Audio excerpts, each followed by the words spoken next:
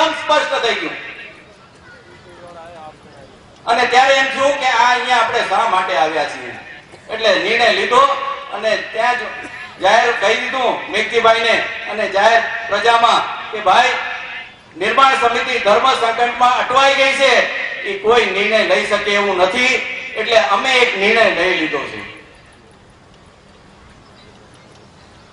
બે પક્ષે ભાઈચારાની વાતો કરે છે, નિર્માણ સમિતિ વાળા અને સામે સમિતિ વાળા. તો ભાઈચારો એકલા હાથે ન થાય, સામે વાળાએ કઈક હાથ તો લંબાવવો જ પડે ને. એ હાથ લંબાવવા તૈયાર ન હોય ને અમે એના વાય દોડીએ એટલી ગરજ અમને નથી. એટલે કીધું તમને અહીંયા કરવું હોય તો કરજો, અમે અમારી સમિતિ બીજા સ્થળે લગ્ન કરશે અને આ હોસ્ટેલ તમારા માટે અમે ખુલ્લી રાખીને જઈએ છીએ અને પ્રેમથી તમે તમારું કાર્ય અહીંયા કરજો. અને લક્ષ્મી નારાયણ ભગવાનની જય બોલીને આખી ટીમ આપણી અમે બહાર નીકળી આવ્યા. આ ગઈકાલનો નિર્ણય ભાઈઓ.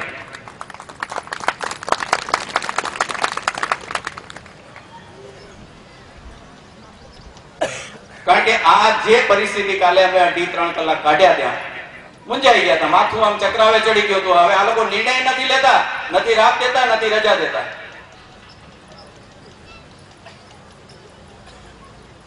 એટલે છેવટે અમને આ ન છૂટકે નિર્ણય કરી અને અમે નીકળી આવ્યા અને કીધું હવે જ્યાં અમને કરવાનું છે એમાં અમારા ગોઠવી લેશું. ટૂંકો ગાળો હોય તો ભગવાન અમારા ભેગું હોય. લક્ષ્મીનારાયણ ભગવાનનો સાથ આપણે પહેલેથી મળેલો હોય એટલે આપણે આપણી રીતે આપણું સ્થળ જે છે એ આપણે ગોઠવી લેશું અને ત્યાંથી જ અમે રજા લઈને નીકળી આવ્યા. ઘણાને મનમાં ચિંતા હશે કે આટલી મોટી સંખ્યાનું આયોજન તમે ક્યાં કરશો, કેવી રીતે કરશો. નાનકડા કાર્યકર્તા ભાઈઓ સતત અમને ફોનથી પૂછા કરતા કે બધા આવેરા પૂછેરા કે હવે લગ્ન ક્યાં થનારા આપણા. એટલે અમે એને એક જ જવાબ દેતા હતા કાર્યકર્તા ભાઈઓને કે જે વ્યક્તિ તમને પૂછે એને એક જ જવાબ દઈ દેજો, જ્યાં પણ થશે ત્યાં લગ્ન સારા થશે. લગ્નના સ્થળ બાબત તમે કોઈ ટેન્શન ન લો. અને કાર્યકર્તા ભાઈઓને કીધું તમને જે જવાબદારી દીધી છે એ જવાબદારીમાં તમે રચ્યા પચ્યા રહ્યો, બાકી કામ અમારું છે, અમે સંભાળી લેશું અને તમે એ બાબતમાં ટેન્શન ન લેજો.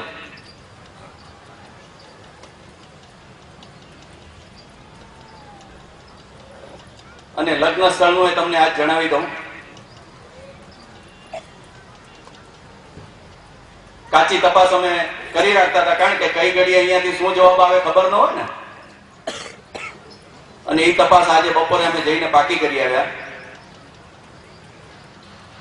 આપણા કંઠી વિભાગ લક્ષ્મીનારાયણ સનાતન સમાજના પ્રથમ સમૂહ લગ્ન આ વર્ષે કોડાયપુર ગુરુકુળ ની પ્રેમાઇસીસ ગુરુકુળ જે સંસ્થા છે એમના આંગણામાં થવાના છે. જાહેર કરી દઈએ છીએ અહીંયાથી.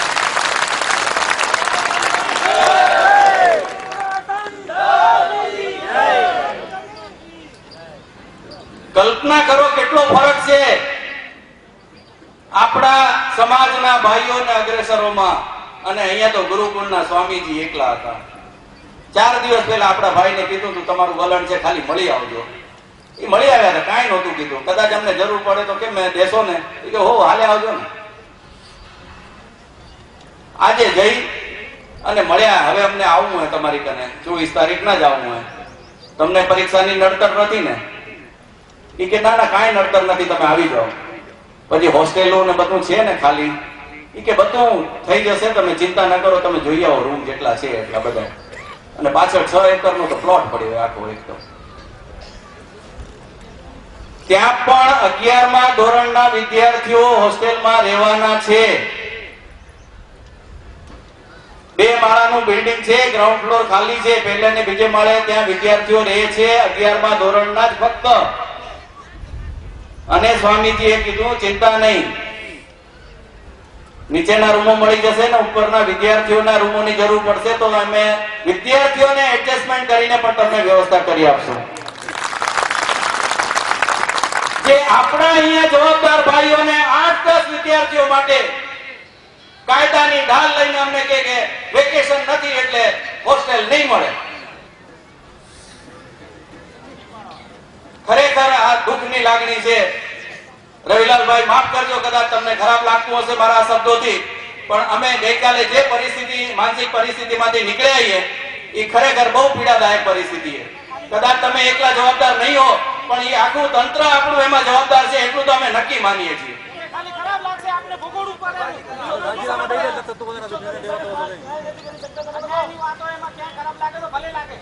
એટલે ખરેખર અમને કાલે બહુ દુઃખ થયું, ખરેખર.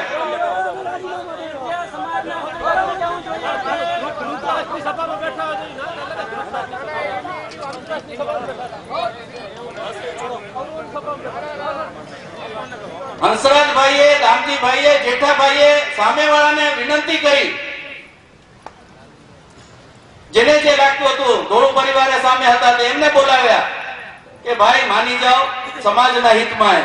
ઈશ્વરભાઈ પ્રમુખને 2 વખત બોલાવ્યા, મને દામજીભાઈ અને હંસરાજભાઈએ બોલાવ્યા, અમને બે ને કે બેઓને કંઈક કરો. મેં કીધું અમે તૈયાર રહીએ. બોલા કે આવો, ભલે અમારા 5 ને પરણાવી દો ને, બધી વાત પતી જાય. એટલે એને વટલાવું નથી, પણ આપણને વટલાવવા. પછી તો પરીક્ષા બધું નીકળી જાય. અને આ વાત તો મેં મેઘજીભાઈને આજથી 15 દિવસ પહેલા કીધી હતી. મેઘજીભાઈ, તમે ક્યોરા પરીક્ષા નથી પતતી, એ વાત એ તમે બિલકુલ ટેકનિકલ ઢાલ ઊભી કરીએ, બીજો કોઈ એનો અર્થ નથી. હમણાં જો રતનસિંહ બાપાએ મને ફોન કરીને હું કહી દઉં, રતનસિંહ બાપા તમારા છોરાને અમે ભણાવી દઈ રહ્યા અને કયો ને હોસ્ટેલ દઈ દે, બીજી સેકન્ડે તમને ફોન આવશે અને તમે ના નહીં કર્યો કે એની હું ગેરંટી દઉં તમને. તઈ તમને કોઈ ટેકનિકલ અડચણ નહીં આવે. એટલે આ કેવા સિદ્ધાંત છે આપડા, અને આ સિદ્ધાંતમાં તમે બાંધછોડ કેવી કરો છો, સમાજને નુકસાન કરી રહ્યા છો બહુ મોટું. આટલા મોટા સમુદાયની લાગણીને દુભાવી રહ્યા છીએ.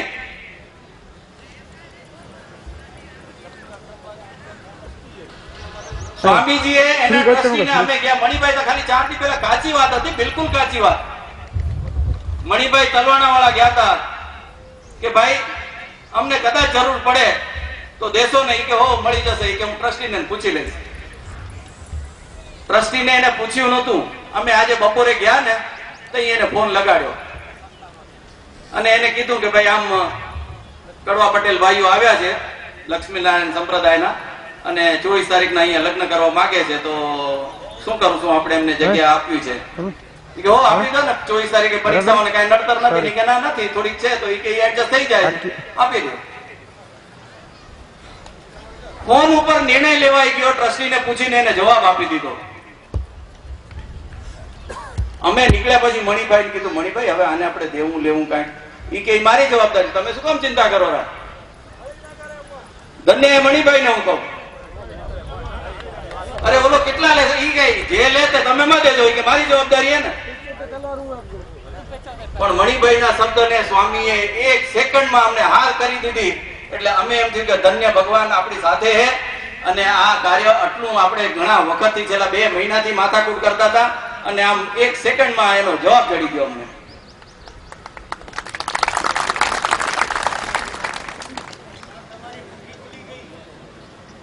મોટું દુઃખ હે ખરેખર દામજીભાઈ, મોટું દુઃખ હે એનું. પણ શું કરીએ, લાચારી હતી. 75 જોડલાને ક્યાં લઈ જઈએ?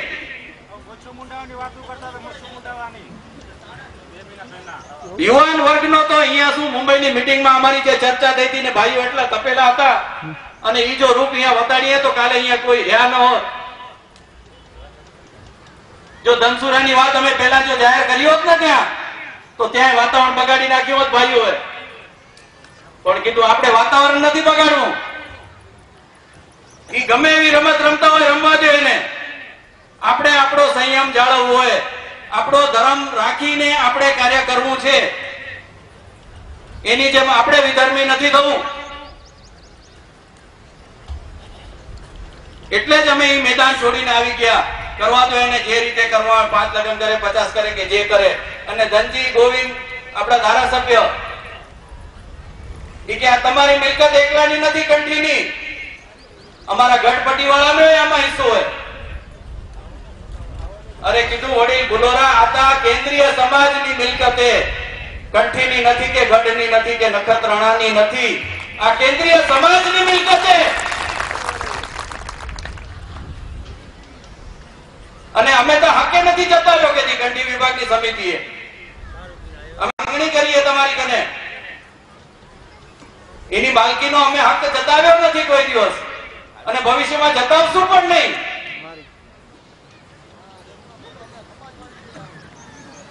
કે અમે અહીંયા આવીને લગ્ન કરશું કીધું, પ્રેમથી નીકળ્યા તો એને કહેતા આવ્યા, હજી એ વિચાર કરી લેજો, ઘટ ન કરવા અને અહીંયા આવીને કરતા હો તો અમને કોઈ વાંધો નથી, તમે અહીંયા આવીને લગ્ન કરો. એ 8 છોકરાની વ્યવસ્થા તમારી આપોઆપ થઈ જશે.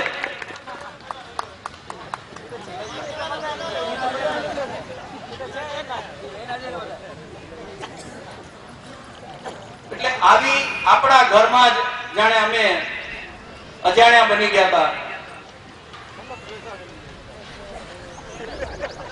જે રીતે ગઈકાલનું વર્તન અમે જોયું, ખરેખર મનથી બહુ દુઃખી થયા છીએ. પણ પ્રભુ એમને શક્તિ દીધી અને એ નિર્ણય લઈને આવ્યા.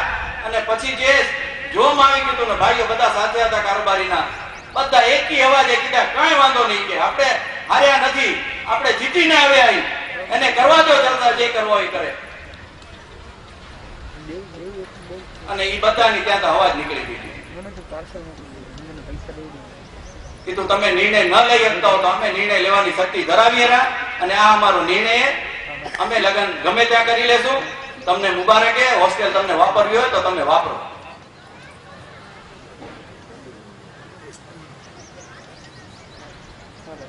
આપણા હવે લગ્ન કાર્ય અંતિમ ચરણમાં પહોંચી ગયા છે. પત્રિકાઓ દેવાઈ ગઈ છે. સ્થળમાં ખાલી ફેરફાર હતો એ અત્યારે જાહેર કરી દીધો છે. તો ભાઈઓ, કોડાય ગુરુકુળમાં આપણે હવે આપણા લગ્ન લેવાના છીએ અને આની ગતિવિધિ હવે શું કરવું એ તમે બધા ભાઈઓ કહેશો, એ પ્રમાણે આપણે આગળ વધશું. ધન્યવાદ.